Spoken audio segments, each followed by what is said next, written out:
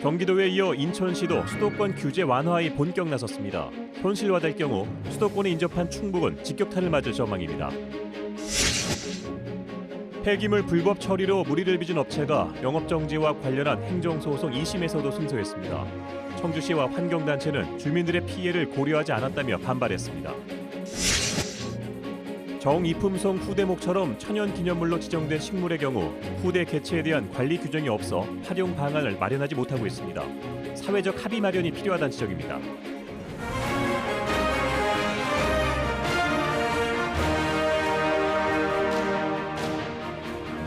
시청자 여러분 안녕하십니까? 9시 충북 뉴스입니다. SK하이닉스의 반도체 클러스터가 용인에 들어서고 예비 타당성 조사 제도 개편이 수도권 규제 완화의 신호탄이 될 거란 우려가 현실화되고 있습니다. 경기도 파주 등 수도권 8개 시군이 수도권 규제 완화를 본격 추진하겠다고 나서면서 파장이 커지고 있습니다. 보도에 구병회 기자입니다. 수도권 제외를 요구한 곳은 파주시와 김포시 등 8개 시군입니다.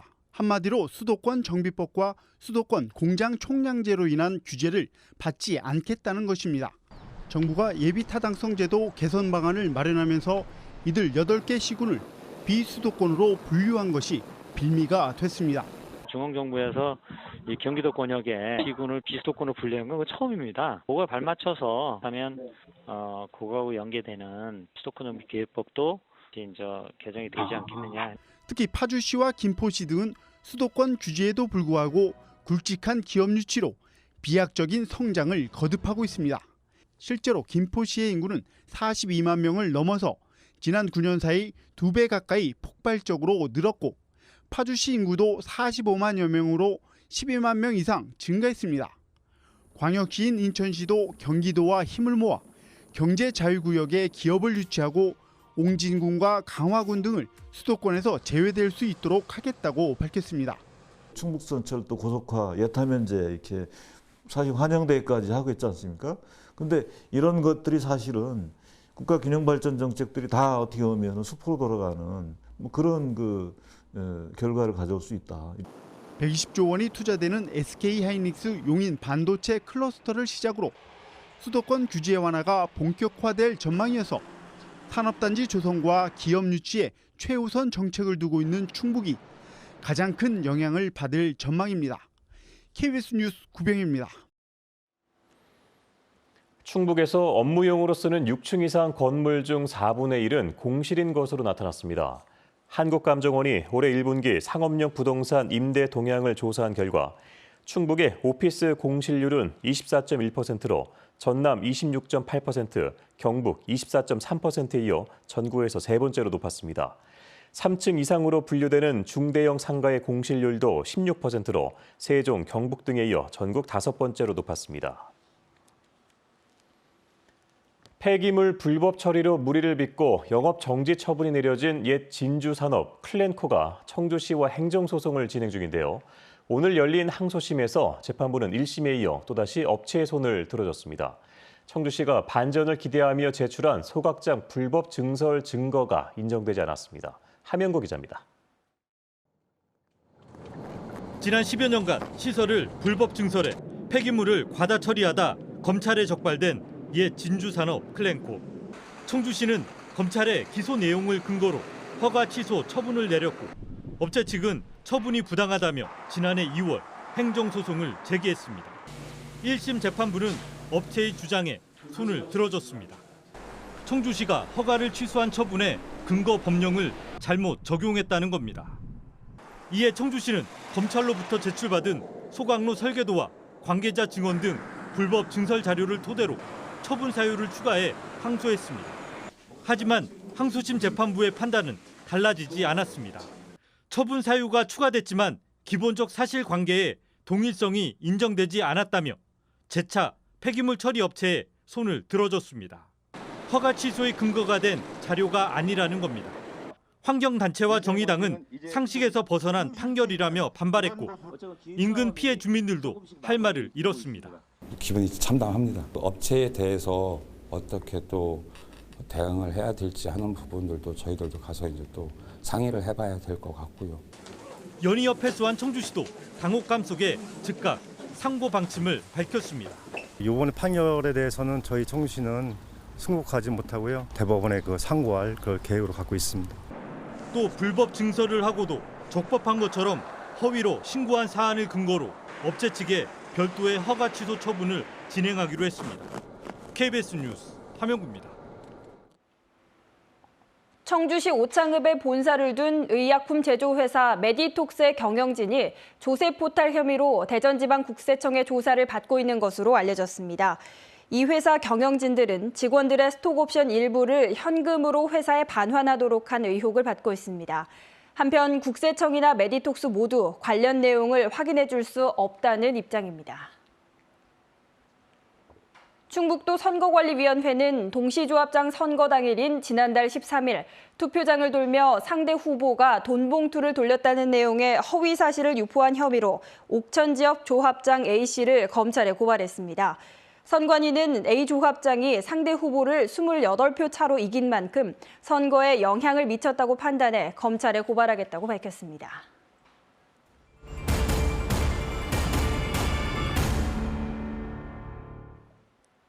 최근 보은군이 천연기념물 정의품송의 자식나무를 일반에 분양하려다 문화재청의 제동에 걸렸다는 소식 전해드렸는데요. 왜 이런 일이 벌어지게 된 걸까요? 먼저 진희정 기자의 보도입니다. 보은군이 정의품송의 자식나무를 키우기 시작한 건 유전자원 보존 때문입니다. 특화숲도 조성하겠다며 만본의 자목을 키웠지만 양묘장이 포화 상태에 이르면서 일부를 분양하기로 했습니다. 무상으로 제공하는 것은 청탁금지법에 저촉될 소지가 있다라는 그런 유권 해석을 했기 때문에 문화재청이 제동을 건 건 돈을 받고 민간에 판다는 점에서입니다. 애초 정의품송의 종자 채취를 허가할 때 판매는 계획에 없었기 때문입니다. 문제는 정의품송 등 문화재로 지정된 식물의 후대 개체는 관리 규정이 따로 없다는 점입니다. 새끼를 포함해 종 자체가 문화재로 지정되는 동물과 달리 식물은 대를 이은 개체까지 문화재로 보지 않기 때문에 관리 사각지대에 있었던 겁니다. 어떤 이 규정을 만들어 놓고 거기에 맞춰서 이렇게 판매를 해야지 무분별하게 막 판매를 하다 보면은 질서라는 게 이제 또 흐려질 수도 있고요.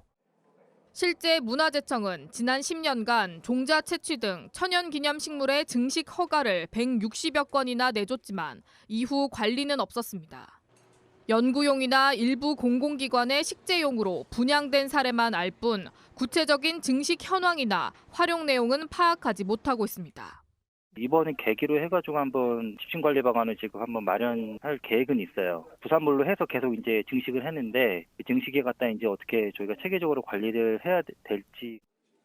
문화재청은 허가를 내준 천연기념식물의 증식 현황을 전수조사하고 법리 검토 등을 거쳐 구체적인 관리 규정을 마련하기로 했습니다. KBS 뉴스 진희정입니다.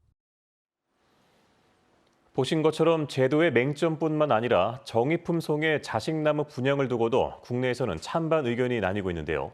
그럼 외국에서는 유명나무의 후계목을 어떻게 관리하고 있을까요? 이어서 유영 기자가 전해드립니다. 영국 링컨셔주의 한 작은 마을. 옛 모습 그대로 복원된 뉴턴의 고향집 정원에 만유 인력을 발견하는 데 영감을 줬다는 바로 그 뉴턴의 사과나무와 후계목이 자라고 있습니다. 영국은 1940년대부터 과일 번식 전문 연구소를 통해 이 뉴턴 사과나무의 후계목을 생산해 전 세계 기초과학 관련 연구소 등에 기증해 오고 있습니다.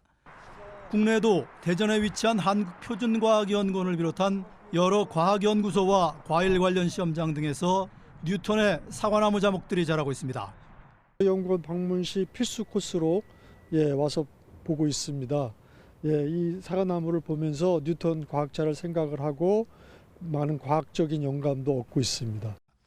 석가모니가 깨달음을 얻을 당시 자리를 지켰다는 보리수나무의 후계목 역시 전 세계 불교인들의 관심을 모으고 있습니다. 국내에도 인도에서 기증한 후계목들이 국립수목원과 일부 자치단체에서 자라고 있습니다.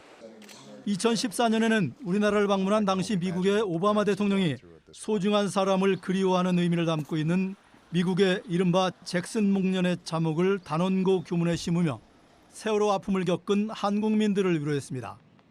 외국의 유명 후계목들은 대부분 상업적인 목적이 아니라 우호협력의 상징으로 활용되었습니다. 이제는 우리도 유명 후계목을 어떻게 활용할 것인가에 대한 사회적 논의를 시작해야 할 것으로 보입니다. KBS 뉴스 유우영입니다. 중국 동방항공이 다음 달 2일부터 산둥성 웨이하이시와 청주국제공항을 잇는 정기 노선을 취항합니다. 충청북도는 중국 동방항공이 인천국제공항에 이어 웨이하이시와 청주국제공항을 잇는 정기 노선을 다음 달 2일부터 주 3회 운항한다고 밝혔습니다. 이에 따라 청주공항과 중국을 잇는 정기 노선은 베이징과 항저우, 상하이 등 모두 9곳으로 늘게 됐습니다.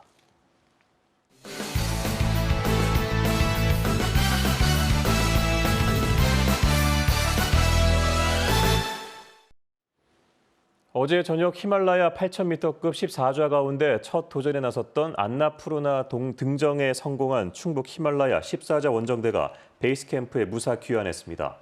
원정대 측은 조철이 등반 대장이 어제 저녁 6시 30분 해발 8,091m 안나푸르나 정상에 오른 후 30분쯤 지나 하산을 시작해 오늘 새벽 1시쯤 해발 4,000m에 위치한 베이스 캠프에 안전하게 도착했다고 밝혔습니다. 충북 참여자치시민연대는 오늘 성명을 내고 충청북도 5급 공무원이 아내 급여와 실업급여를 부정수급하도록 서류를 조작하다 적발돼 해임된 것과 관련해 개인의 징계로 끝내서는 안 된다고 주장했습니다. 또 서류 전형이나 면접만으로 채용이 이루어지는 기간제 공무원의 경우 연고 취업 등 채용 과정에 문제가 외부로 드러나기 어렵다며 기간제 직원의 채용 실태를 전수조사하라고 촉구했습니다.